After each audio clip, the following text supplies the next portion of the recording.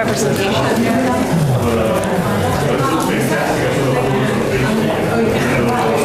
Thrown off by the big files. I know, it's gray and big. Gray. How's your summer? Busy? I can't imagine how busy it is for you. Things going on. Just a few. Actually, really nice. We chose not to go the whole many camps route and do a lot of just quality family time, which is actually I've got it right on the minutes. nice. I'm going to announce that there's a change to the minutes. I'm going to make the change just so we have legal minutes. Thank you for the fun. Going fishing tomorrow in the captain. I'm actually pretty happy about the fact that we all still like each other so much. Should I comply? We're going out on the ocean. Because you came in as a late file. Well, I don't know. I don't know this guy. Unless I'm going to buy some Dramamine, huh? No, it's not necessarily prone to seasickness. Never had. Make sure your stomach is full. Eat lots of pancakes, get full. And also bring some something to keep your mouth going. Gum or lifesaver. Yeah, both. Either or. Robin Williams died. The comedian. 63, yeah. What a mess this is. Tonight's going to be messy. By the way, Robin Williams died. Yeah, I don't know what's going on. I just got a thing on my phone. 63. It's terrible. I get to encroach on Barry's space.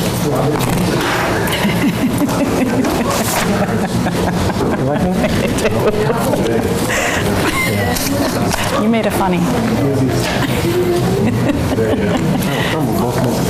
Yeah, like he can miss meetings. He can miss more than one meeting. Mike check. How many people died? Mike check. I don't even know where this is going. But I think we should do it. I'm going to consolidate. Councilor Delaney? I didn't get it. May we start with a sound check? I'm going to say I'm city clerk number 6. Bob Cronin, Ward 3, number 12. Charlie Tonta, number 11. Larry Junta, number 10. Megan Kinsey, number 9. Cameron, number 8. Tom O'Brien, number 7. Harry Herzog at 5. Allison Harquist, number 4. Bruce Fogel, number 2. Jay Ackerman, number 1. Mickey Manor will be proud, number 7, my hero. Thank you very much. Rise.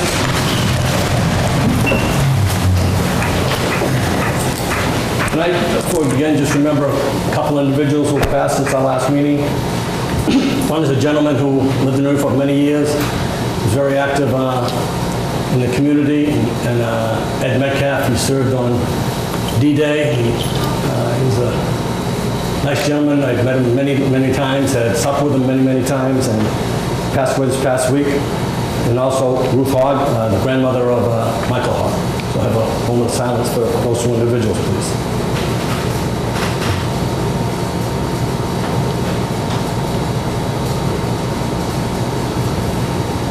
Thank you. Pledge allegiance to the flag of the United States of America and to the republic for which it stands, one nation, under God, indivisible, with liberty and justice for all. City Clerk to the roll call for City Council meeting of August 11, 2014. Councilor Eigenman. Here. Councilor Junta. Here. Councilor Harquist. Here. Councilor Herzog. Here. Councilor Kinsey. Here. Councilor Tontar. Here. Councilor Vogel. Here. Councilor Cameron. Present. Councilor Connell is absent. Councilor Cronin. Present. Councilor O'Brien. Here. We have a quorum. Late file items. Councils will see on their desks there are 2 committee items that were left out of the packet inadvertently. Bond orders, general government. They're currently numbered 2 and 3. They're both bond orders that are in general government committee. There are a couple of late files, Crow Lane update, communication number 13, that's on your desk. And there is a shark and tuna tournament late file, communication number 14 on your desk. There is also a revised order number 2 that I think probably should be voted in as a late file, even though it could be done by motion. Those are the issues that I know. Motion to waive the rules and accept those late file items. And I should also say there is, as always, the mayor's update is a late file. Thank you. Second. Any discussion? All in favor? Aye. Opposed? Move on to public comment.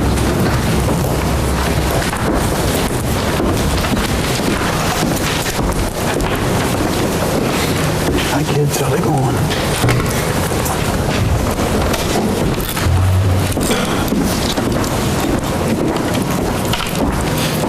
Thank you. Tom Salemi?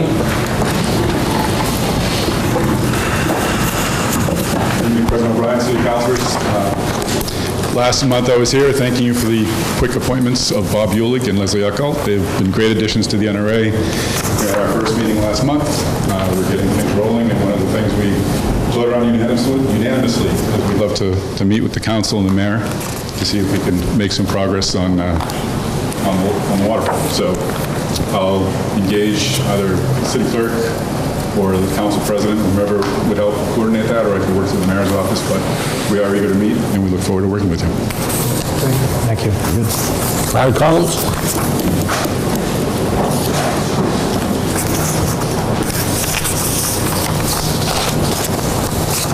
Good evening, Larry Collins. I'm here as a representative of the Newburyport Fishermen. So we're the organization that is organizing and holding the fishing tournament coming up in a week. And I was here to answer any questions that the council may have.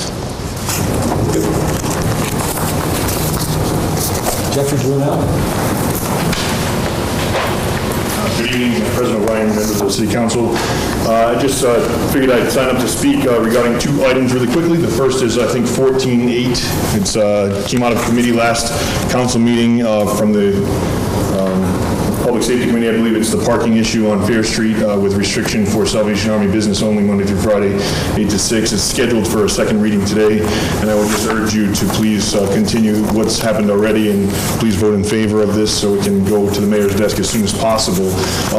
Because of the 2-week delay with the Yankee homecoming and the last council meeting being canceled, we've sort of had an unforeseen side effect, if you will.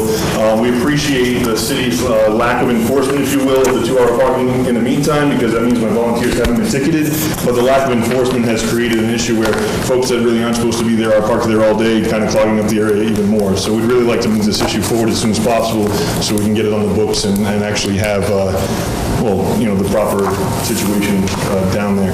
The second thing, really quickly, if I might, is still in committee, obviously, but the whole plastic bag issue that's going. We're really looking forward to sort of being able to get past this and figure out a way that we can do sustainable bagging in the city. I have done more research because, in case you guys don't know, there's an online thread that's got a ridiculous amount of comments on it right now in Newburyport Commons about this. Some other laws that have been posed and also passed in other communities.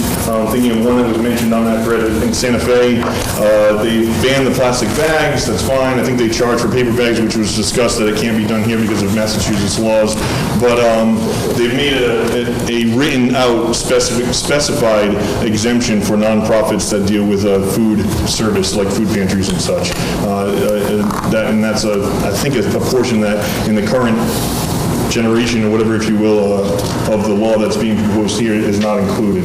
So while we're still not necessarily in favor of an all-out ban on plastic bags because it would dry up our supply of bags that we use in our food pantry, it's still a much less expensive option for us to go out and buy these plastic bags for use in our food pantry to our folks that don't bring their own reusable bags. Of course, we are always encouraging them to bring their own, whether they bring their own plastic bags or reusable bags or whatever they bring, we ask them first, and if they don't, we'd like to be able to have something that doesn't cost us an absorbent amount of money and also doesn't make it prohibitive for them to be able to receive food, because let's face it, they're coming to visit our food pantry because they don't have money for groceries. Yes. So, all right, thank you. Thank you. Sharif Seed? Jesus. Good evening, my name is Sharif, Councilor O'Brien, City Council. I just wanted to publicly thank City Council. Since Friday, I've shot out a number of emails to folks, and I just appreciate the openness to being willing to hear from folks out in the community and then respond in many cases. So I just wanted to take the opportunity to thank everybody, so thank you much. Thank you. Dennis Kennedy. Thank you, Mr. President, members of the council. My name is Dennis Kennedy. For the record, I live at 4 Carter Street. I'm here to speak in support of the ordinance before you on road races. Living on Carter Street, I am in the middle of a very popular area, as Councilor Cameron knows, Councilor Kinsey knows, and Councilor Cronin knows. With the popularity of the rail trail and where we live, we have a lot of road races starting and finishing in the area. I've talked with Councilor Cronin last year and this year with Councilor Cameron, and the ordinance before you is a very good start to try to formalize a process for review of applications and also to try to address some of the problems we've had with road races, such as noise, illegal parking, and just an influx of a lot of people at a time when people may be trying to sleep or going to church, especially on Sunday mornings. There are many good road races in this city. The Yankee Homecoming road race is an example, and coincidentally with Steve Hines here tonight, I'd like to publicly say the Hines road race is the cream of the crop for running a road race in the city in terms of consideration of the neighbors, cleanup, and just a very good cause. The ordinance is intended to address and try to formalize a process on many issues, addressing many issues. One thing I've been talking with Councilor Cronin about is the issue of start times and amplification times. There is a section of the ordinance that has a cutoff time, an earliest time of 8 a.m. on Saturdays and 9 a.m. on Sundays for amplification in PA. One thing I would ask the council to consider is piggybacking that with a time for earliest race can start, such as 8 a.m. on Saturday and 9 a.m. on Sunday, to balance the early start times that some of these races require and desire for the runners versus the needs of the neighbors. Many other properties in the city, such as the Mall, the school department property in Pioneer Park, have restrictions on early morning activities, early morning organized sports. And I ask that same principle be applied to the ordinance, and I ask that you consider such an amendment to the ordinance to have the minimum, the earliest possible time to start, perhaps 8 on Saturdays and 9 on Sundays, to dovetail with the public amplification restriction. Thank you very much. Thank you. Sheila Mullins. Council President O'Brien, members of the City Council, I just want to say I thank you for your consideration tonight for my appointment to the Trust Fund Commission, and I'm here to answer any questions you may have. Thank you. Thank you. Stephen Hines.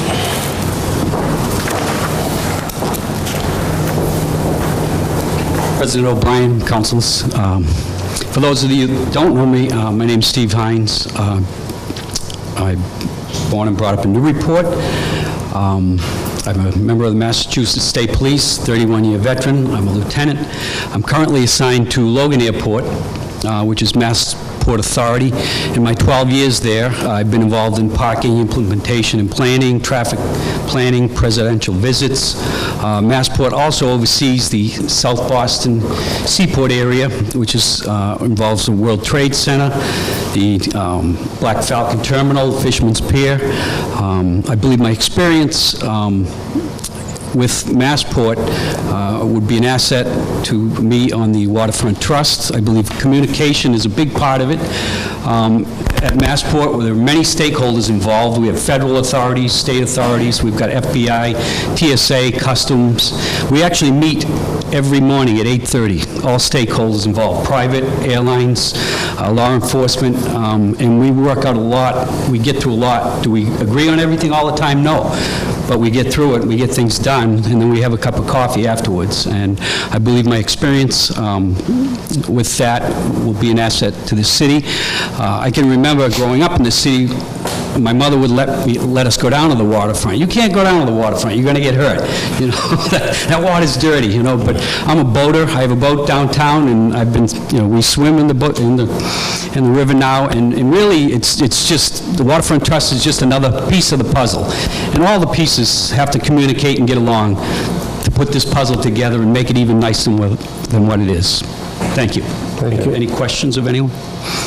Also, I have been a member of the Harbor Commission since 2008. If there's a problem with that, if there's a conflict, I would be willing to step down from the Harbor Commission. So, questions? Thank you. Thank you. That's it for public comment. We'll have the mayor's comment. Good evening. It's nice to be back before you again. It's been a little while. President O'Brien, members of the City Council, I'd like to start by first recognizing a wonderful 250th event we had on Plum Island yesterday for over 750 residents. My thanks to the Newburyport Bank, Provident Bank, Starboard Galley, Port City Sandwich, Diane's Cake, Salter Transportation, Link House, Tony Fenari, and the DPS staff, and also all the wonderful musicians who volunteered their time to entertain the residents. It truly was a wonderful event. I also would like to acknowledge Captain Liz Lady, who gave a complimentary boat ride at the end of the day, Glee Woodworth, who did a terrific historic slide presentation again, and of course the Coast Guard for bringing in a boat for the kids to climb on and talk to Coast Guard's members who were here. And finally, I would really like to thank Alex Bradley. He's a student at American University who asked me if I needed an intern this summer. Little did he know what he was getting himself into, but he did a fabulous job. It was a wonderful event, and I'm grateful to him and all the volunteers for one of a big first community event that we've had like this out on Plum Island and in a long time, and we'll be orchestrating some additional 250 events this fall, and I will keep you updated as we move forward. I would also like to thank Mike Valpone and his staff of Yankee Homecoming for hosting another wonderful event this past week, 2 weeks ago, that was very, very successful. In fact, many of the businesses that I spoke to downtown during a ribbon cutting last week were all very, very pleased and said it was like Christmas again in the city. So it was a very, very successful event for the business community as well as for the residents. The school projects, as you know, we're winding down. We have only a few weeks before our schools open. Still are keeping very much on top of what's happening with those construction projects. Still quite a bit of work that needs to be finalized for the schools to be ready to open, but all hands on deck. We're monitoring this very closely, and I'm very confident that we will be fine in opening up the schools on time. A lot of emails back and forth over the last couple weeks about the reuse of the Bresnahan playground, which is 6 years old. We have 2 brand new playgrounds that were part of the school projects, but we wanted to reuse part of the playground at Bresnahan, which was only 6 years old, and not the Mullen principal, working with 9 and 10-year-olds, really wanted the playground. Unfortunately, that turned out that conflicted with expansion of the skate park. We had a meeting last week with the Friends of the Skate Park and seemed to have come to agreement that the expansion of the skate park is really beneficial because it addresses beginners, scooters, and bikes, which is something that's missing with the current skate park, which is a little challenging for beginners. So we'll begin to put that into the master plan for all the work that has to happen at the Knockmullen as well as the Fuller Field in terms of those renovations. The NHS, the high school stadium project, as you know, we were really struggling with how to move forward on this because it turned out that demolition would interfere with the school day, which is obviously what schools, their primary purpose is to educate our children. And I have to give a tremendous amount of credit to our Parks Director, Lisa Reed, who met with 4 different contractors and worked through the process with them. And if we start in June, we can get the demolition done and the field ready for the fall, and that was what the concern was. So we're on track, and that project is going forward. Plum Island, I am sad to say that obviously we didn't get shovels in the ground on July 7th, and CDM Smith is having a difficult time finding the right materials to repair the hydrants and the metals that we need. Apparently last week they found some comparable material which is being reviewed by our consulting engineers, and hopefully we can begin to move forward on that. I will let you know as soon as I have additional information on that. The landfill, as you all, I think most of you are on the listserv, there has been unfortunately outbursts of hydrogen sulfide over the last couple weeks that have been fairly significant, even some today. I had been in close contact with DEP on a regular basis over the past many, many months as they were working to repair the flare. Unfortunately, the work that has been done is not obviously satisfactory at this point because we're still having outbursts. So I met with Senator Ives on Friday and sent off an email today to New Ventures attorney and DEP requesting a face-to-face meeting with all the parties present so that we can lay out the plans for the flare, we can find out exactly what they did, where the problems are, and how we can go forward. And then next steps is, how do we get to that last 5% and get this thing closed? We're so close, but I will keep you posted on how things go with that. I'm very, very pleased to share with you what I can at this moment, but Jordy Vining and Andy Port from the Planning Office and I had probably the most productive meeting that we've had in the 5 years that I've been mayor with Stephen Karp, Doug Karp, his son, who is now stepped up to be the president of New England Development, and with their planning team. They have presented plans for Waterfront West, which are beautiful, make a lot of sense, no buildings or things, but just a schematic design.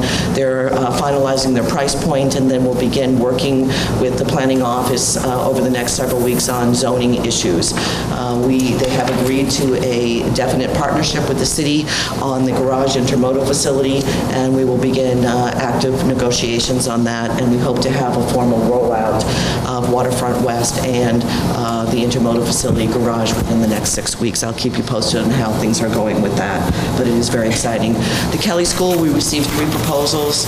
I thank members of the subcommittee of the City Council, Planning and Development, who took the time to review the proposals and give feedback back to Andy Port and myself. We've also had some members of the Planning Board as well as Historic Commission weigh in, and we're just not comfortable at this point. This building is too important to our community, and we still have questions about whether any one of these 3 proposals would be the right one going forward. So we're going to put it back out to bid for another 4 weeks and see what comes in for proposals. So I'll keep you posted as how that process goes forward. On Brown School, the feasibility study, we are very excited about Winter Street Architects. We got to know them during the bidding for the Senior Community Center. Really like their work. They're out of Salem, Mass. They have been awarded the contract for the feasibility study at the Brown School, and the next steps are they'll be meeting with the South End community as well as others who have a vested interest in the future of the Brown School. I'm also very pleased to say that we have awarded the general contractor to Castaña's Construction for the Senior Community Center, and we're working out negotiations on that. Under personnel, Nancy London, as you know, you approved her appointment for a very, very part-time, 5 hours a week consultant grant writer. She has accepted the 20-hour position as a grant writer in the city and is working on multiple grants as we speak. So I'm pleased to have her on board. We also just recently hired Melissa Melnick, who is for the assistant auditor position. She has 20 years of municipal finance experience. She's also has a bachelor's degree in accounting, and she's certified by the Government Finance Officer Association as well as Mass Municipal Auditors and Accounts Association. Our Deputy Director, DPS Director, Andrew Lafferty, has been hired as the new DPS Director for Linfield and will be leaving us on the 22nd. So his position has been posted, and we also are making an offer hopefully on Thursday to a new HR Director, and I will let you know that once that has been finalized. And we have the Water Superintendent position. As I had mentioned previously, Paul Colby, unfortunately, who's been with us for 38 years, will be retiring at the end of September. You have 3 appointments before you, one for Sheila Mullins, and I would like to put a word in for Sheila Mullins because this Trust Commission meets only 4 times a year, and she's been coming to the Trust Commission meetings just as a concerned citizen for many, many years, and I think she would be a very solid appointment for the vacancy. That's been a really hard commission to keep those positions filled. Doug Losey, who will not be seeking reappointment on the Waterfront Trust in December, had a long, long term on our planning board, and his appointment to return to the planning board is before you. And finally, Steve Hines, who, as you heard him speak so eloquently tonight about his background and history and his passion about the waterfront, has graciously offered to serve at one of the vacant positions on the waterfront, and I would certainly appreciate your support of all 3 of those positions. In terms of orders before you, the in-street park and playground order with the CPC funding that we have, as well as the Common Backyards grant, we are very excited about having sufficient funding to be able to move forward on this next phase of downtown in-street in particular, where we will be bringing back the fountain and a little bit of a misting water event, and we'll be resetting all the bricks on in-street, which are desperately needed, as you know, but of course we didn't want to do that during the height of tourist season. So we'll be moving forward on that. And also, I just wanted to offer my sincerest thanks to all of you. I was on vacation during your unanimous vote for the special election for the $1.7 million that is moving out of the surplus from the Bresnahan School into a new bucket, if you will, to be used for our desperately needed repair and upgrade to the Knockmullen Field as well as the Fuller Field. And we have a lot of work to do because we need to be sure that the general public understands this is not a new debt exclusion. This is just taking money that they previously approved, some of it, and just moving it over to a deal with another need that we have since the Bresnahan budget came in under. Questions? Thank you for your time. Have a good meeting.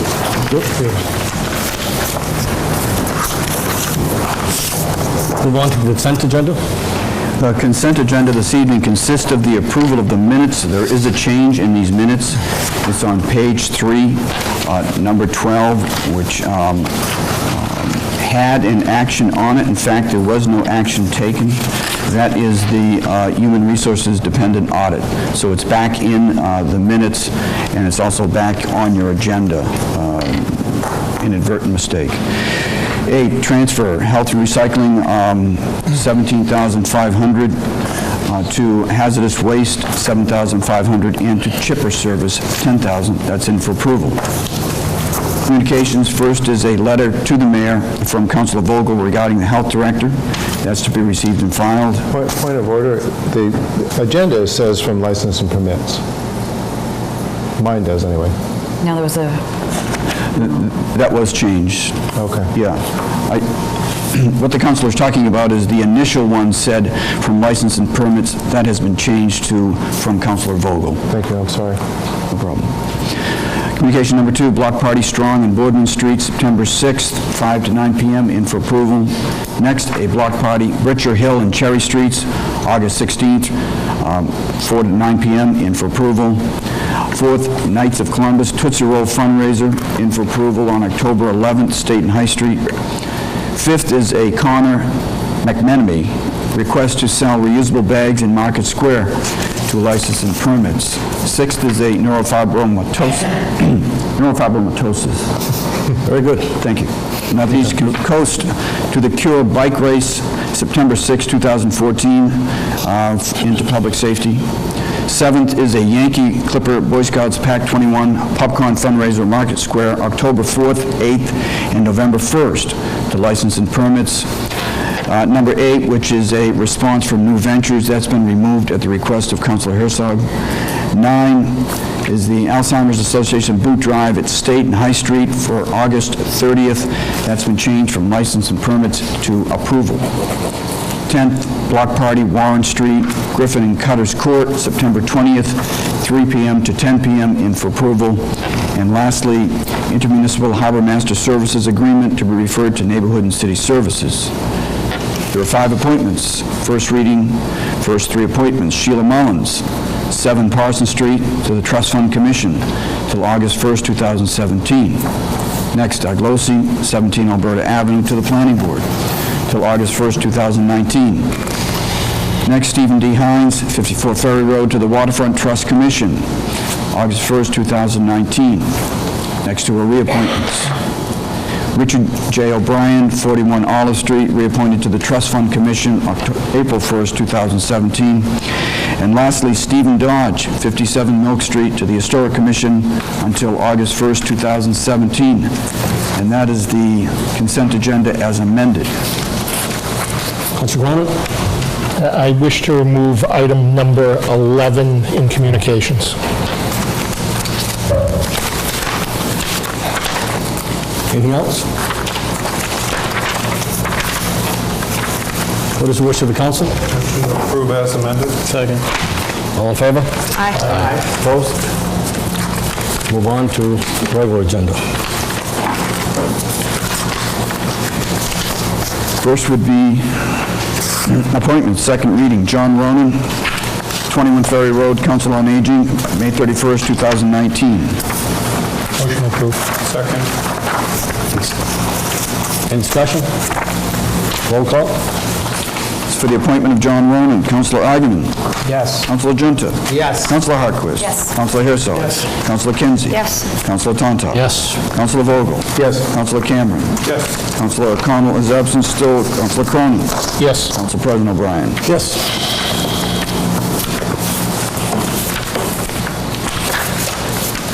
Move on to communication number 8.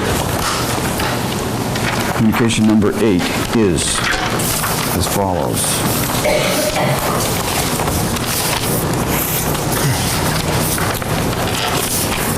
It's a letter from Richard Nyland, Esquire, to John Carrigan, Chief, Solid Waste Management Program, regarding solid waste, Crowland landfill, paragraph 27. Motion to receive and file. Second. Discussion?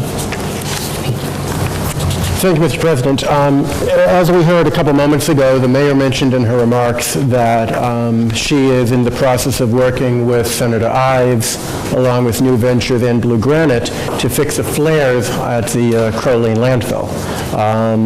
You know, I've been in the city for 7 years. I know many in this room have been here longer than me, and I've heard of complaints and odors at the landfill for as long as I've been here. It's preposterous it's still going on. And the question I have for the city council is whether it is worthwhile for the council as a body to commit some action that is complementary to the action the mayor is undertaking. Is it worthwhile for the city council to write a letter to someone at the state level? Is it worthwhile for a representative of the council to be at such meetings, and so forth? If the will of the council is to do nothing and that continue the mayor's good work, I'm all for that. But I just ask whether it's worthwhile for the city council to, once again, as this body has done in the past, to step in and do something. Councilor Johnson? Thank you, Councilor Herzog, for bringing up the landfill. We've had a tough 3 weeks in the neighborhoods in Ward 5. It seems like every Friday for the last 3 weeks we've had an outburst from the landfill. You will see in a later communication, number 13, a report from the DEP, and this course is communication number 8 that we speak of, is New Ventures' reply. And if you take the time to read what the DEP says and what New Ventures say, you can see they're in complete opposition to each other. The Mass Department of Environmental Protection says that New Ventures is not maintaining the flare. They differ. There was $3 million that was put into the state budget. Thank you, Senator Ives. And one of the things that we can do as a city council is send a letter to the governor asking him to secure that money, because right now that money is not secured, but it should be secured, because as a city we need that $3 million to protect ourselves. And then lastly, obviously I am willing to sit in any meetings and welcome you all to sit in any meetings in regards to this situation, and I appreciate your support. Thank you. Thank you. Any further discussion? So you want to write a letter for the council, Councilor Junta? Or? Sure. Okay. I'd be happy to. And present it next time or whatever? Yes. Okay. Absolutely, sir. But the motion now is to receive and file the letter from New Ventures. All in favor? Aye. Opposed? Move on to communication number 11, the intermunicipal agreement with the Harbor Master Services. Motion to refer to public safety. Second. Question? All in favor? Aye. Opposed? Refer to public safety. 13. 13, Mr. President, is the email update, Crow Lane landfill update, July 22nd, 2014, and it goes on for 3 pages. There's also a landfill gas system operation update, recent odor complaints breakout, and department oversight section. Motion Motion, go ahead, make the motion. Motion to receive and file, please. Second. Second. Thank you, Ginger. Could you give us a brief synopsis of this, if you could, please? Sure. Basically, what we have here is a document that tells us that the flare is not operating.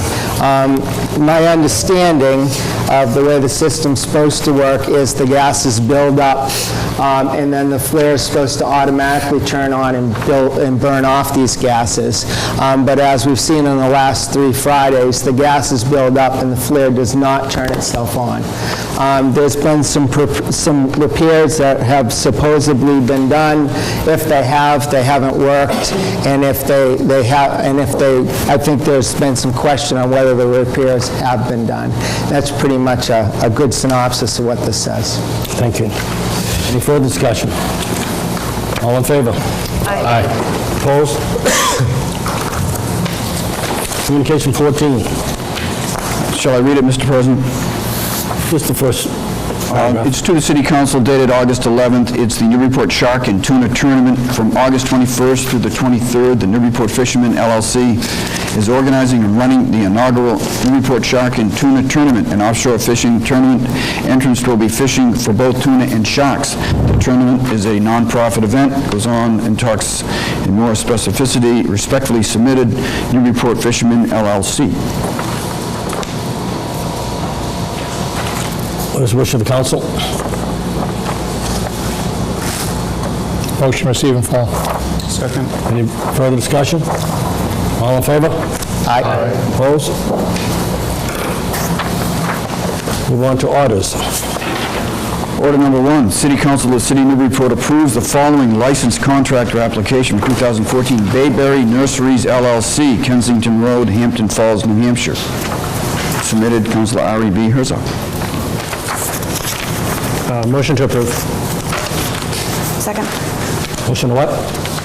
Approve? Hearing. Sorry. Any discussion? All in favor? Aye. Opposed?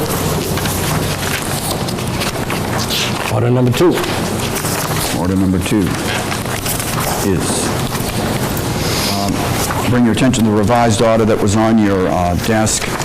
This is changed, and I might let Councilor Eigenman, who introduced it, explain the change. It is the paragraph that now states as follows for the record. Now therefore be it resolved that the City Council of the City of Newburyport hereby transfer the in-street park and playground to the Parks Commission for management, care, and custody as a public playground under the provisions of Mass General Laws 4514, as it may hereinafter be amended, and this is the change, provided that such public park and playground land transferred to the Commission shall not include the former in-street right-of-way located between the existing curb lines running along in-street between Pleasant Street and Market Square. Where are you getting that from? Motion to approve. Second. Discussion? Mr. President, I'm the sponsor of this order, but I'd like to yield the floor with your permission to the planning director to explain what it's all about. Thank you. Andrew Port, Director of Planning and Development. I've been spending some time over the last couple of years trying to stir up interest in restoring the fountain on N Street. We were successful this year in getting the Preservation Committee to appropriate through the council $50,000 towards the project. And Lisa Reed, our Parks Director, has spent some time applying to the state for a grant, which we have recently heard that we're eligible for and will receive approval for. And that grant is for approximately $200,000 to renovate the in-street fountain, as well as the playground area and some other ancillary improvements. And so this order includes some whereas provisions, but it's essentially necessary in order for us to receive the funds from the state. It does a couple of things. It designates the playground park area as park space. It clarifies that we're eligible to, or through the mayor's office and the Office of Planning and Development, eligible to apply for the grant, sign all the paperwork associated with the grant, process the cash, through the city as a reimbursable project. Those are basically in a nutshell what that order is, and I can answer any questions you might have about the project, but our intention is basically to get the fountain back online, to filter the water 100%, so we're not mixing it with any dirty water, which was the reason it was shut off in the first place, to add an interactive feature for children, and primarily misting feature, some spray interaction, and to have some interpretive signage. My favorite feature is the interpretive signage that will tell the story of urban renewal and preservation in Newburyport and how the fountain is symbolic of that, going back several decades.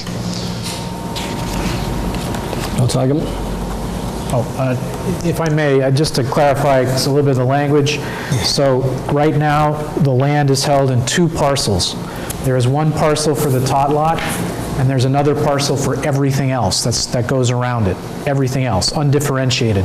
So it includes Byron's Court next to the parking lot on Green Street, and includes the whole former street right-of-way, and includes everything behind the shops on facing State Street. It's all one undifferentiated mass. The purpose of having the language here is, once I know to get the grant, it's incumbent on us to make sure that Rec Park, has control. That's the price to get the money. But it would seem wise to reserve the right-of-way on the off chance possible someday that we may have vehicles that need to go down there again. And it would be, I believe, prudent to accept that from what becomes the park. But that's up to the council. Councilor and I are in agreement over this amendment that he was put on the floor. Councilor Herzog? Thank you, Mr. President. If I could direct a question to either the planning director or the sponsor. Thank you for this clarification, Councilor, for this delineation of what it does not include, such as a right-of-way. To your point that you mentioned a moment ago, you alluded to Byron's Court. I was thinking about that area. I was also thinking about the area where Orange Leaf today has its tables, as well as where where John Brown has his art stand. That whole area there, would that be, where are both of those areas in relation to this? Happily, the right-of-way was really only a straight shot going from Pleasant Street, and we have the old maps, so we know exactly where the curb line was. Straight shot from Pleasant Street down to the what's now the Bullnose, which used to go out to Merrimack Street. That's it. So, yeah, Byron's Court would go to Parks, and Orange Leaf seating also not in the old right-of-way. So only the right-of-way would be left out, a former right-of-way. To help you out there, the old the Orange Leaf building now, if you want to call it that, was right on the right-of-way. It was right on it. There was really there's no space in between there that would be going to Rec Park and the opposite wall.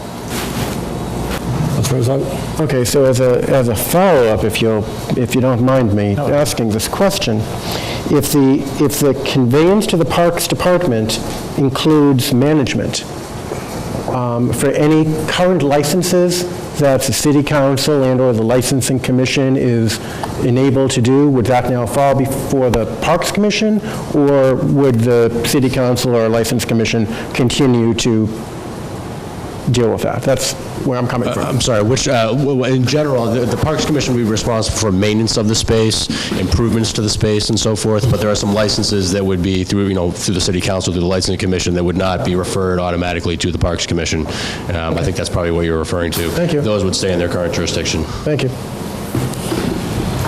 Councilor Cronin? Just as a follow-up to Councilor's follow-up, could we then have a displacement of these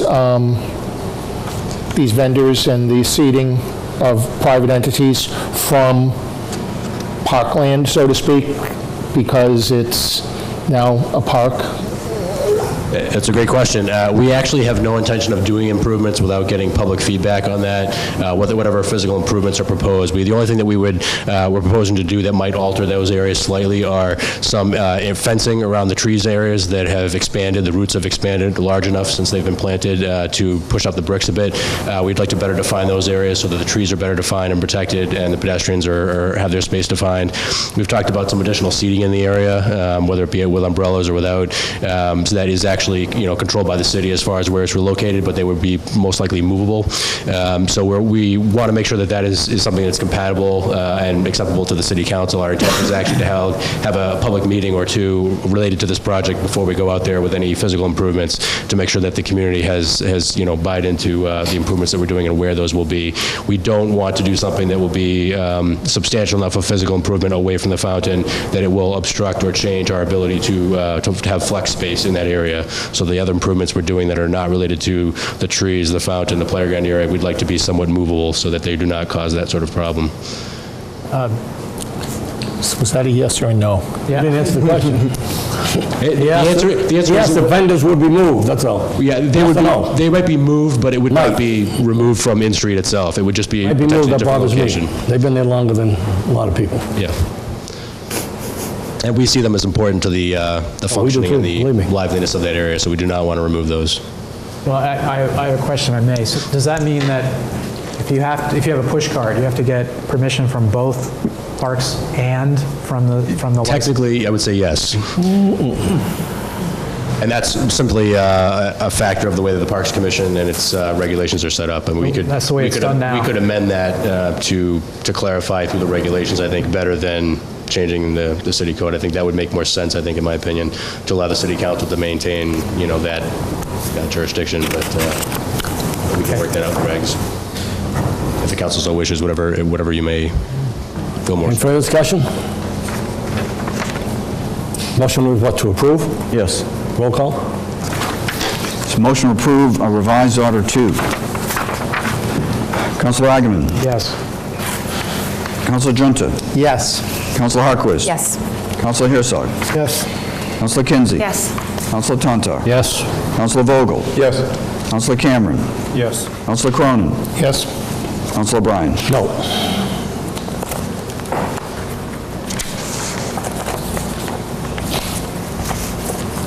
Order 3.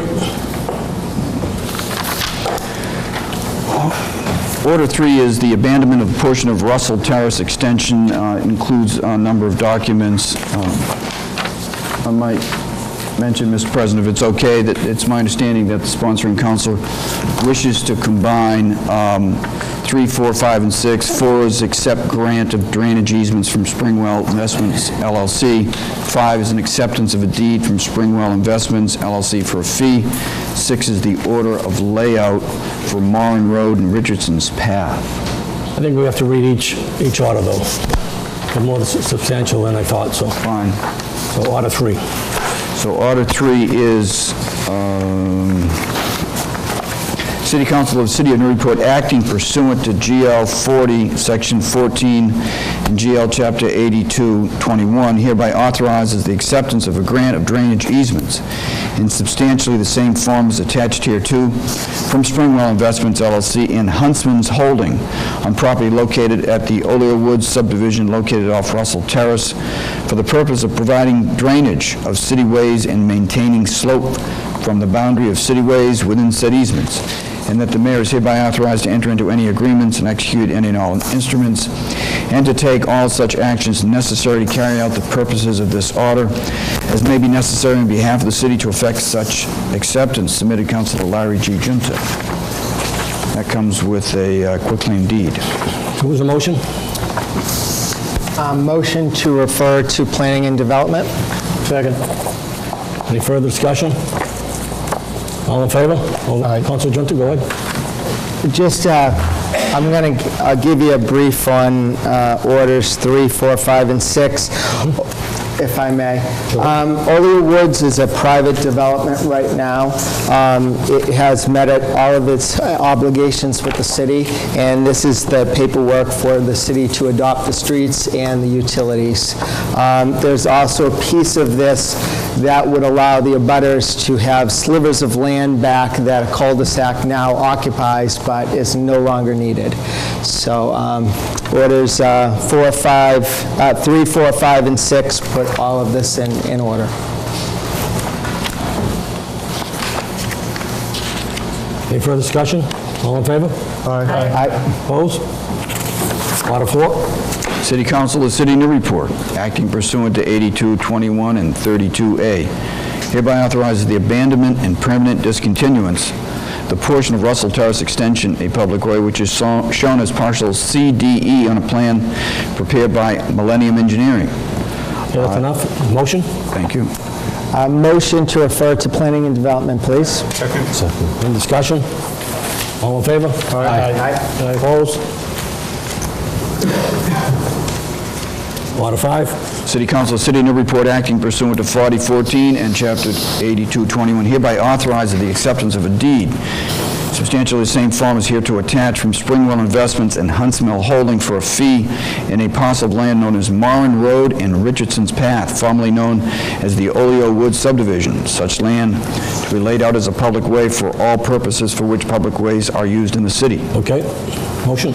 Motion to refer to Planning and Development. Second. Any discussion? All in favor? Aye. Opposed? And order 6. Order 6 reads as whereas. It's an order of layout for Morin Road and Richardson's Path. It appears that the public convenience and necessity require the laying out as public ways within the new subdivision known as Oleo Woods, Morin Road and Richardson's Path, as shown on 2 plans entitled Acceptance of Plan for Land in Newburyport, dated July 15, 2014. Now therefore be it ordered that Morin Road and Richardson's Path are hereby laid out as public ways in accordance with the above referenced plan, including such metes and bounds as described therein. Submitted, Councilor Larry G. Junta, Jr. Motion to refer to Planning and Development. Discussion? All in favor? Aye. Opposed? Thank you, Councilor Junta. Ordinances. Second reading, ordinance number 1. This is 3-26, leash required, table of designated off-leash areas. Cashman Park, 7:30 a.m. to 9 a.m. and 4 p.m. to 7 p.m. year-round, excluding the playground, basketball court, tennis court, baseball field, soccer field, and walkways. Mosley Woods, excluding the playground, pavilion, and picnic areas, dawn to dusk year-round. And Marches Hill, excluding the basketball court, dawn to dusk. Seasonal restrictions, no off-leash dogs allowed at times when children are sledding. Jointly submitted, Councilors Herzog and Kinsey. Move to approve. Second. Discussion? Roll call.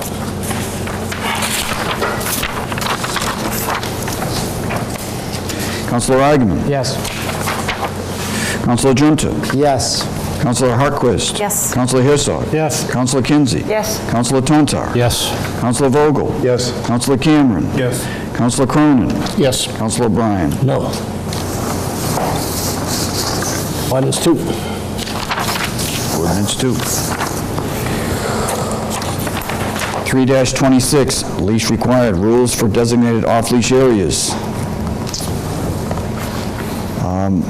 Add 16, owners must leash their dogs upon any direction or command of a police officer or animal control officer, and any refusal shall constitute a $50 violation per Rule 15. 17, owners must muzzle dogs that exhibit dangerous or aggressive behavior. Biting, fighting, and excessive barking are not allowed.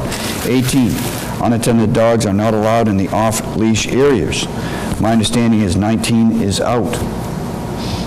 Submitted Councilor Ari Herzog and Megan Kinsey. Motion to approve. Second. Discussion. Roll call.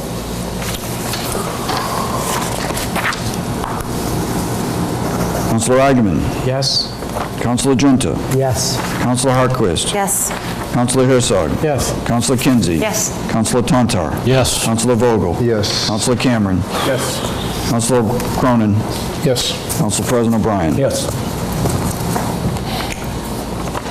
Ordinance 3. Second reading. Second reading, ordinance 3. Section VD, Table of Use Regulations. It's a zoning amendment for municipal harbor master facility. And section VE, List of Allowable Uses, Municipal Harbor Master Facility 713.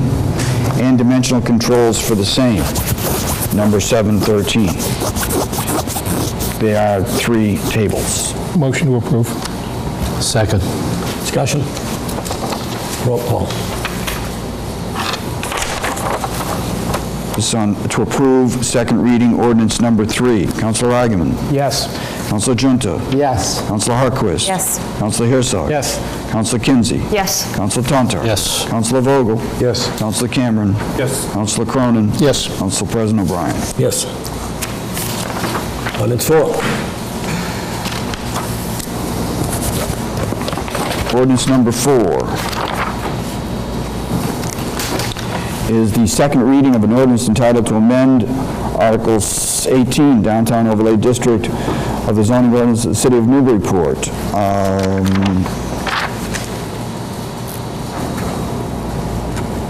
It reads in pertinent part, procedure and criteria. It talks about the second paragraph entitled Advisory Reports and places the text reading SPGA.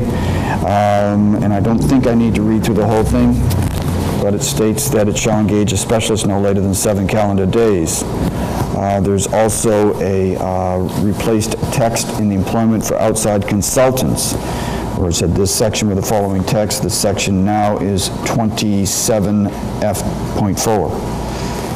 Likewise, staff level review has, after the word doors, inserted the words sign, comma, signs. There's also a amendment to signs and awnings. After the word prohibited, they're going to insert the text that talks again about SPGA or the Office of Planning, as the case may be, for carved high-density sign, foam, or foam board when the finished surface will have a matte, non-glossy finish.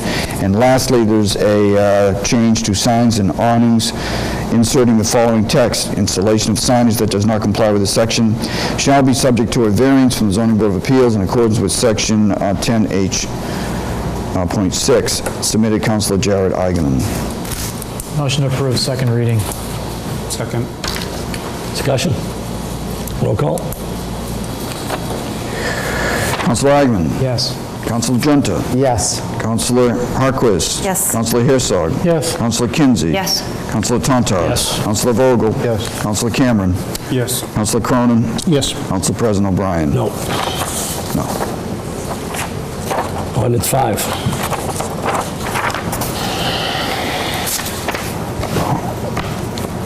Ordinance 5, in pertinent part, has a establishment paragraph that has the following words, although one will be struck. This is a second reading, but shall apply to new construction, demolition, alteration involving roof lines, roof pitch. It now states or dormer. It's my understanding it will be amended to strike the words or dormers of historically significant building or structures as defined therein. So to be clear, the word dormer is struck. The rest remains the same, but that's for a motion, I believe. Motion to amend as stated by the city clerk. Second. Motion to amend what? I didn't hear. What did you say? Amend what? To amend is stated by the city clerk to strike the words "or dormers." Okay, thank you. So if I might, Mr. President? Yep. In my humble, and I mean humble, it's hard for me to be humble, but I mean humble opinion, that would be a substantial change, and rather than a second reading, we should treat it as the first reading. I just submit that opinion after talking to the sponsoring council. Okay. Ms. Hageman? Very briefly, I apologize to my colleagues for a flap over this. This was introduced in May. The bottom line is, having the word dormers in there changes current law. Therefore, I would like to strike it so that this amendment remain pure as just a clarifying amendment. It doesn't make any substantive change to current law. Dormers are not subject to demolition delay under current law and will still not be subject to review. Is there a second on that? Is there a second? Yeah. Thank you. Point of clarification. The item that's in our packets tonight specifies the word dormers, so I guess how did it get there if it sounds like it was added in? If the question is to me, I believe, I wasn't here, but that was the ordinance as it was for the first reading. It was put in the packet for the second reading. The sponsoring councilor wished to change it by amendment, which he just did. Okay. Thank you. Any further discussion? Roll call. Just a point of order, we are voting on... Motion to amend. Just the motion to amend. I believe so. Right, Mr. President? Yes. Motion to amend. Thank you. All in favor? Aye. Opposed? On the motion as amended. Need a vote on that, please? That would be... Someone say first, second? Approve first reading and order the First clerk. reading as amended. Second. Okay, now we'll have a roll call. Now, roll call. This is a motion to approve ordinance number 5 as a first reading and order published as amended. Councilor Eigenman? Yes. Councilor Junta? Yes. Councilor Hartquist? Yes. Councilor Herzog? Yes. Councilor Kinsey? Yes. Councilor Tontar? Yes. Councilor Vogel? Yes. Councilor Cameron? Yes. Councilor Cronin? Yes. Council President O'Brien? Yes. Ordinance 6. Ordinance 6. This is a second reading for Part 2, Chapter 13-97, road races, walkathons, bicycle, and other multidisciplined events. Short title, road races, walkathons, and bicycle events. I'll approve. Second. Discussion. Councilor Cronin? Just very quickly, we've already voted on this once. This is a second reading. It should just be noted that a couple of Scribner's errors were found, so it has been, those have been corrected, and there was just a very small clarification on notification, and other than that, everything is as it was.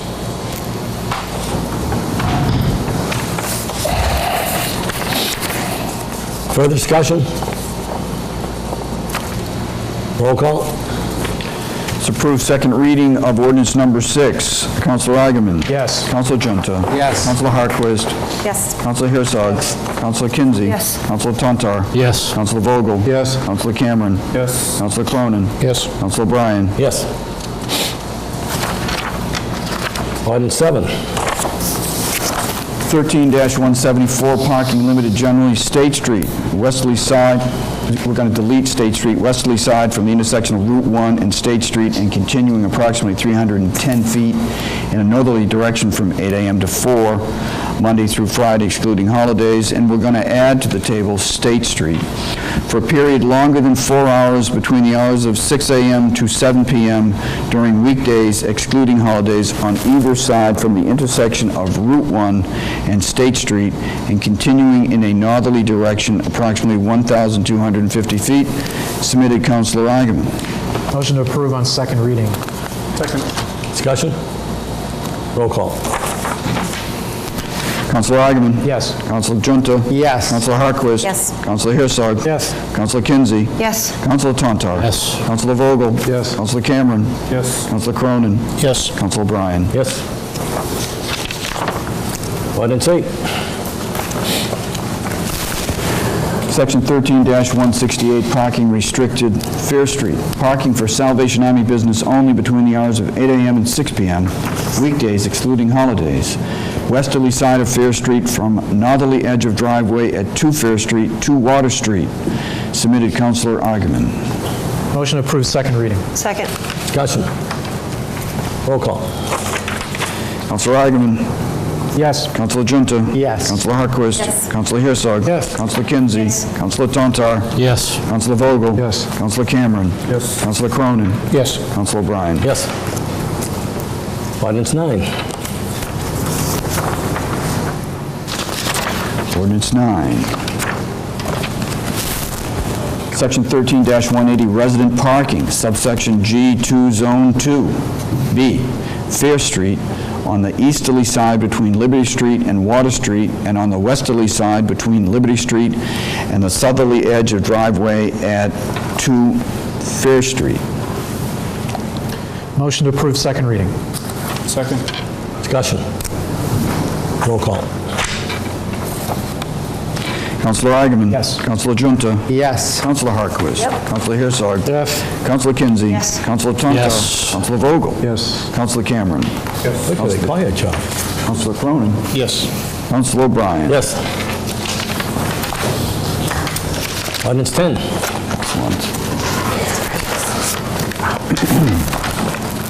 Speed limits. This is Chapter 13, Article 4. Add Section 13-187, 30 miles an hour. The speed limit shall be 30 miles an hour on the following streets or portions thereof. Low Street from Story Avenue for a distance of .29 miles in both directions.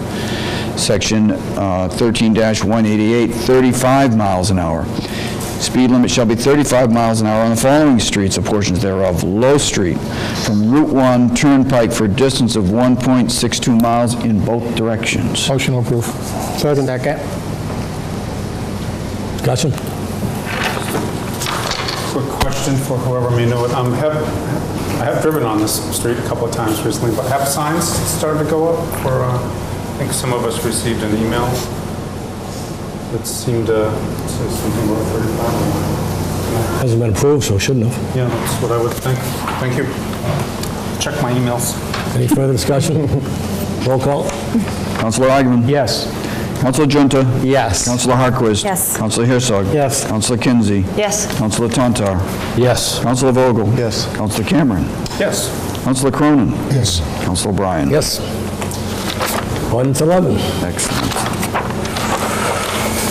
13-179, handicap parking, adding Woodland Street, one space at 4 Woodland Street until July 1st, 2016, sponsoring Councilor Tontar. Motion to approve on second Move to reading. approve on second reading. Second. Any discussion? Roll call. Councilor Agaman. Yes. Councilor Junta. Yes. Councilor Harquist. Yes. Councilor Herzog. Councilor Kinsey. Yes. Councilor Tontar. Yes. Councilor Vogel. Yes. Councilor Cameron. Yes. Councilor Cronin. Yes. Councilor Bryan. Yes. Ordinance 12.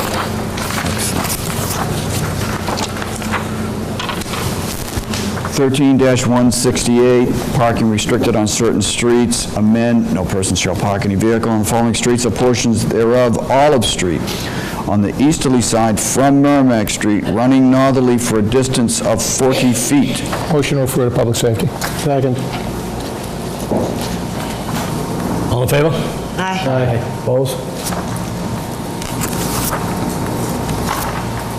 13. I'm going to step out, Mr. President.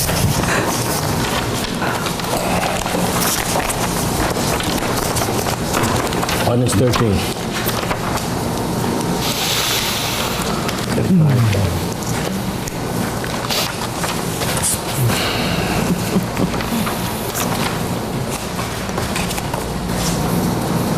You have a copy?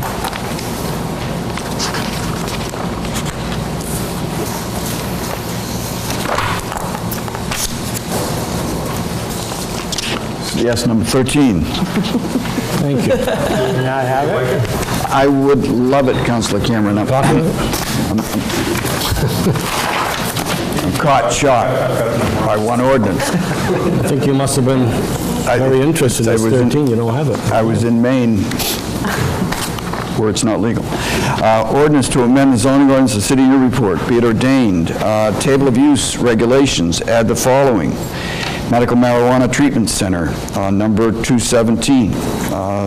It is not permitted except for an I-1 and an I-1B where it says special permit. And then we have section VE, list of allowable uses, add the following. Medical Marijuana Treatment Center 217. And dimensional controls are also amended by adding the following. Number 217, Medical Marijuana Treatment Center, lot area 50,000 square feet in both districts, street frontage 90, height 40, lot coverage 50%, open space not applicable. Set requirements for front is 50 feet back, side is 50, and rear is 50. And I believe it goes on for 1, 2, 3, 4 more pages. Motion? Can I make a motion to amend, please? Okay. Second? Oh, sorry. What's your amendment? I would like to strike C under establishments, number 1, all that portion of the I-1B district north of Hale Street. I'd like to strike that.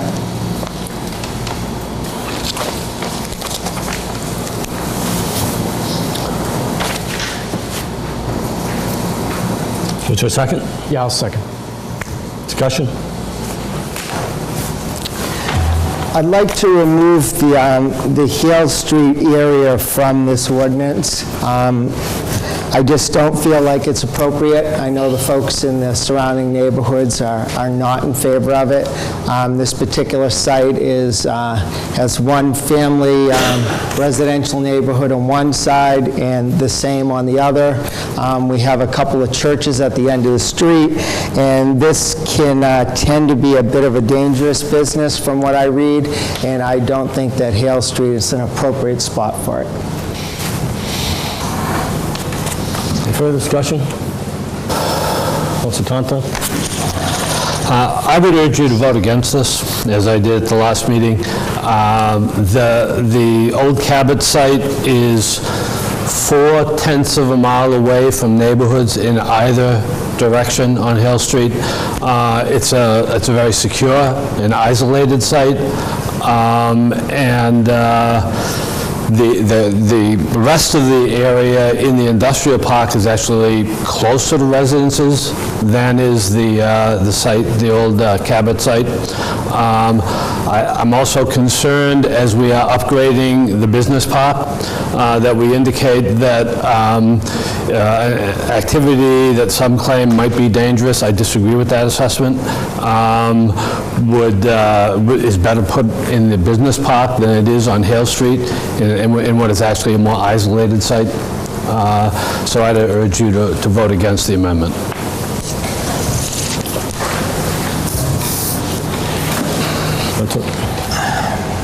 Part of the rub that we have here is not being able to separate dispensaries from cultivation.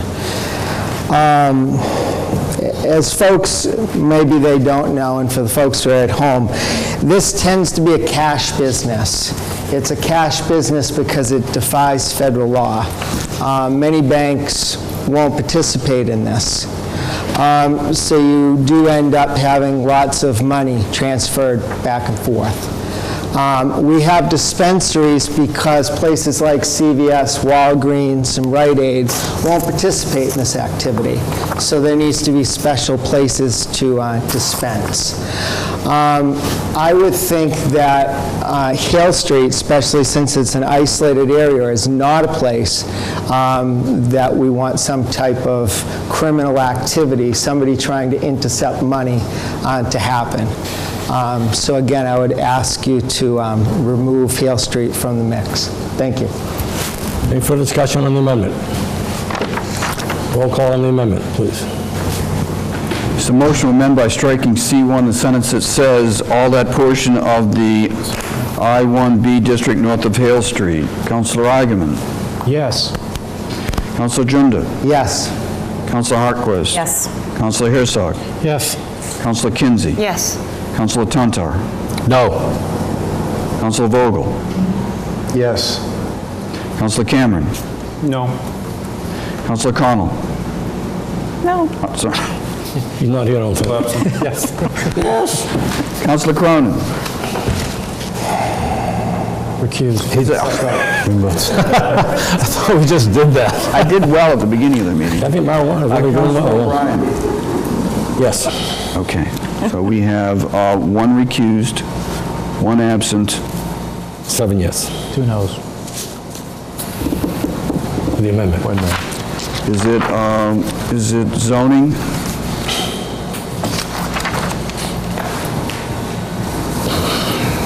Now vote on as amended, correct?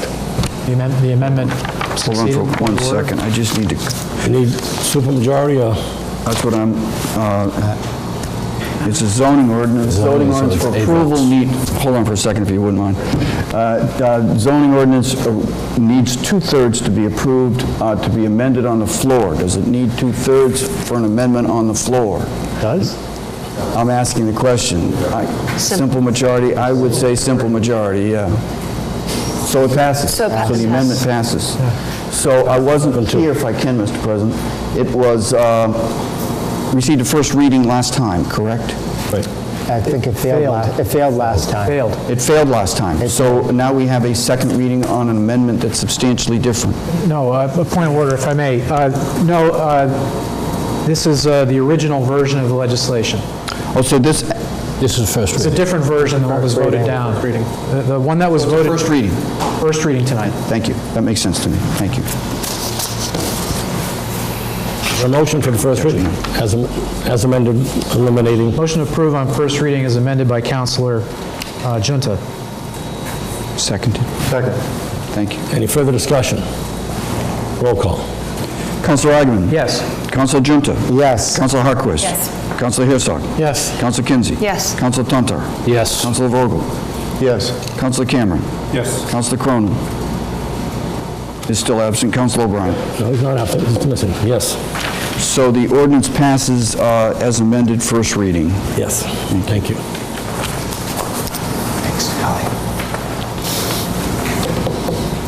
Unfortunately, that's it for ordinances. Move on to committee items. I'm back. Budget and Finance, anything? Missed. You were missed. No items, Mr. President, coming out of Budget and Finance. Thank you. General Government, Council Vogel. Motion to remove from committee the late file item, well, the resolution, let's see, what are we, both of these? What are we calling these? Orders? The orders. 3 and 4. Yeah, orders 3 and 4, thank you very much. Motion to remove. Second. Thank you. All in favor? Aye. Motion to approve. Second. Discussion. Council Vogel. Thank you. Sorry. Last meeting, we discussed these in quite depth, or in the committee meeting. These are the order that will put on the special election, the use of the $1.7 million, and we have our work cut out for us.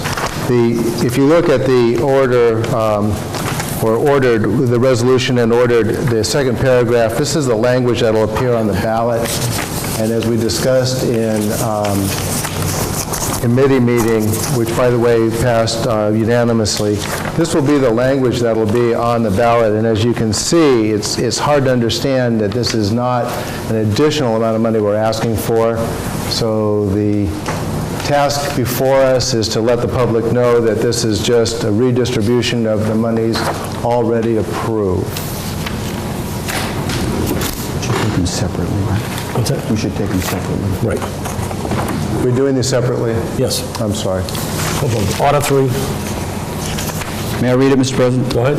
Now therefore be it resolved in order that the loan order duly adopted by the City Council on August 13, 2012, appropriating $38,818,204 for the purpose of paying cost of designing, constructing, furnishing, commissioning a new Bresnahan Model School, the Bresnahan Project, be hereby amended to allow for the borrowing and expenditure of funds not otherwise needed for the Bresnahan Project for the construction of a new baseball field behind the Knockmullen Upper Elementary School and for the rehabilitation of the Fuller Field athletic fields. Jointly submitted, Councilors Junta and O'Brien. Motion to approve. Second. Any further discussion? Councilor Kinsey? Thank you, Council President.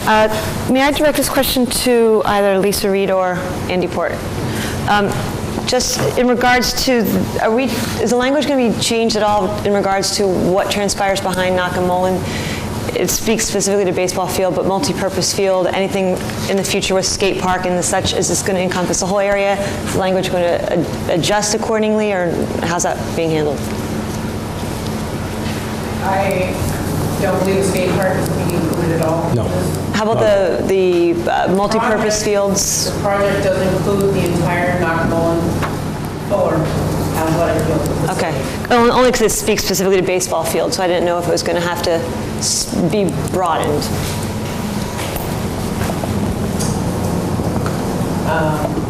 I don't think so. That that's going to suffice to take care of the whole project? Yes. Yes. I mean, Perhaps adding the words athletic fields would be beneficial. If we're going to consider drainage and the such for the multi-purpose fields, the two relative to the baseball, I just want to have all bases covered. Sorry? Excellent, all right. Is that something that gets changed here and then, currently, or? Amen. Any further discussion? Just a quick point. We got to this point, of course, because the language of the last ballot initiative that was passed to build the schools specifically said what the money was for. So we have to be very careful with the language because we'll be held to it. So just quick note. That is a point of order. The language that you're voting on tonight is what's been approved by bond council. It is specific. It's been advertised as such. It can't be tweaked a little to suit our purposes. You know, the $1.7 million that we're looking to reappropriate is $500,000 short of what we know right now the budget for the project to be.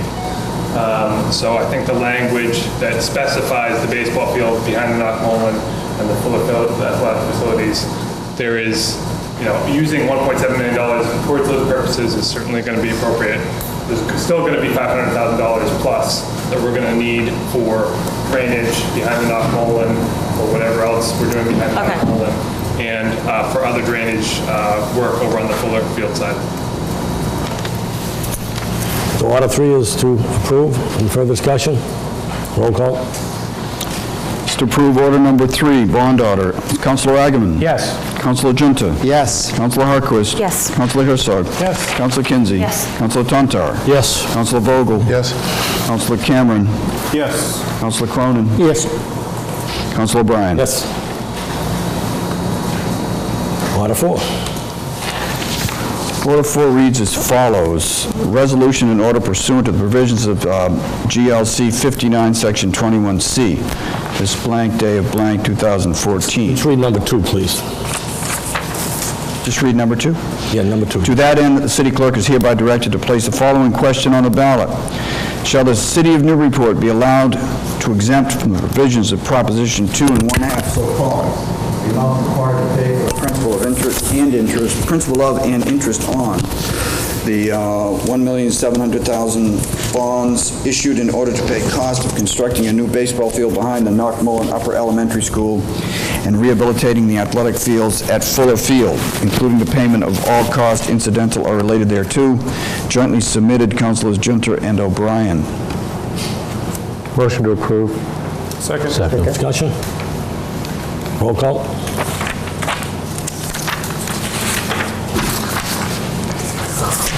Order number 4, so read. Councilor Eigenman? Yes. Councilor Junta? Yes. Councilor Harquist? Yes. Councilor Herzog? Yes. Councilor Kinsey? Yes. Councilor Tantar? Yes. Councilor Vogel? Yes. Councilor Cameron? Yes. Councilor Cronin? Yes. Councilor O'Brien? Yes. Just for the record, could I get the first and second on that one? I was first. Cameron. Thank you. Council Connell, didn't you hear? Yes. Okay. Join Ed? One quick thing. The mayor mentioned the tour. There's a lot of tours coming up for Bresnahan. A lot of them are specific to the parents, the students, but the one that is going to be for the general public, she mentioned, is on August 28th. It's a Thursday. She didn't mention the times, but an email came out from Principal Davis, and it speaks to it being 5 to 7 p.m. So it sounds like it's open to the entire community to come and check out the new Bresnahan. That's it. Thank you, sir. Thank you. License and permits. Yes, Mr. President. Motion to remove item number 5, letter to the Health Department enforcement. Second. All in favor? Aye. Opposed? Go ahead. Motion to receive and file. Second. Discussion? I just want to provide an update from the meeting that we had a couple of weeks ago. The intent of the meeting was to have a conversation with the health director addressing the letter submitted by City Councilor Bruce Vogel. My email to Mr. Bracey stated, the intent of the meeting is to assist you in drafting an approach that presents Newburyport as a community welcoming to businesses. And then I explained to him, according to the new charter, that I will email him a list of questions and concerns for discussion. And then I said, please let me know if you have any questions in the meantime. We look forward to having a respectful and productive meeting. What transpired is that the members of the Board of Health, as well as the staff attorney from the Massachusetts Association of Health Boards, attended the meeting in support of Mr. Bracey. There was some tension at the start of the meeting. However, both the L&P committee and the Board of Health became engaged in what I think was a meaningful conversation. Mr. Bracey was well prepared and answered most of the questions and concerns that were given to him prior to the meeting, which were mostly procedural in nature. In many of the cases, Mr. Bracey demonstrated and provided examples of how he went above and beyond, offering helpful suggestions and options to other businesses. Mr. Bracey, as we all know, is a strong enforcer of the health code. He is highly knowledgeable with a no-nonsense type of personality. There was some discussion regarding Mr. Bracey's approach to the enforcement of the code, with a particular interest on how he can continue to enforce the code while also being an ambassador of the city and helping new and current businesses feel welcome in Newburyport. That was addressed during the meeting.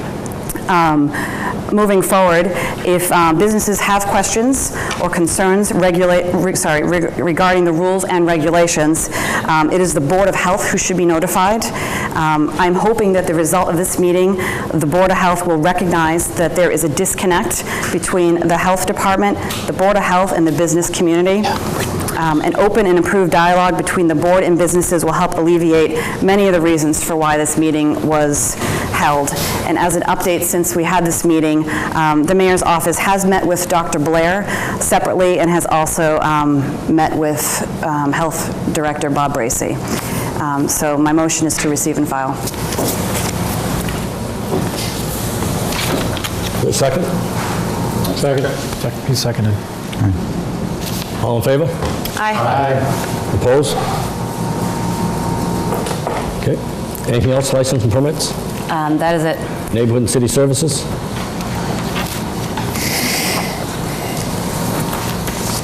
Nothing tonight? Planning and development? Nothing to report. Public safety? Yes, Mr. President. Motion to remove item 4, citizens petition reconsideration, Franklin Street. Second. All in favor? Aye. Opposed? Go ahead. Motion to receive and file. Second. Discussion? Council Cronin? We had a productive meeting tonight with neighbors in the Franklin Street areas, Public Safety Committee, Councilor Harquist, Councilor Vogel were also present. The outcome of the meeting was one that we really couldn't act. There's nothing before us that we could move either yay or nay on. What did come out of that is Councilors Tontar and Vogel are going to co-sponsor an amendment to the ordinance that will presumably be sent back to Public Safety Committee and then to the rest of you. Thank you. Any further discussion? Councilor Tonto? If I might, what we have here is a petition that was enabled by the recent change in the charter. And so we're a little bit on uncharted grounds on this. So you have, people, there's no action required other than receive and file or sending it to committee. So since we have such a strong showing of individuals, we thought that we would put in the shape of an ordinance, or amendment to an amendment on an ordinance, and get it into committee so that we could talk to public safety officials and address their concerns. We felt we had an obligation to address their concerns. Thank you. All in favor? Aye. Opposed? Anything else? Just a quick report, Mr. President. If you notice in the Public Safety and Committee, there are 4 road races of various length and size. Obviously, tonight we just passed the ordinance regulating these. All of these that are coming before us or in committee had some kind of disconnect in the entire process, which is what I think we've closed that loophole tonight to some degree. But hopefully moving forward we can shore this up. But everything from we're approving things before sub-departments, either parks or police or license commission, approve it. And we're approving things based on their possible improvement in the future. And everything is kind of backwards. So we kind of put the brakes on these tonight, and we'll hopefully do better moving forward. Thank you. Public utilities. Yeah, Mr. President, just a brief update. In approximately 70 hours on Thursday evening, August 14th at 7 p.m., Public Utilities Committee is meeting here in this room to review 2 items in our committee right now, the stormwater permitting status update, as well as water fluoridation. So, come on by. Thank you. Go to the auto. Councilor Thompson. Mr. President, this Thursday, the Bartlett Mall Commission has organized and raised funds for the installation of an art exhibit at the Bartlett Mall. And I believe it's hours 9 to 11. The artist will be there for the installation. And I would urge the public and any other interested parties, members of the council, to go there. It is a big dog installation of artwork of very large dogs. There are about 20 of them will be installed in the park, and it should be a lot of fun. This Thursday? Thursday. And, excuse me, if I could ask Bartlett Mall Commissioner Andrew Simpson, how long is it going to be at the park? 10 days. 10 days. 10 days. Leashed. That was my question. Anything else? Make a motion to adjourn? So moved. All in favor? Aye. I'll stay here all night. Low-hanging fruit. What can I do without you on my right? I mean... Thank God I was... You're not kidding. Of course, I don't know what the hell I was voting on, but...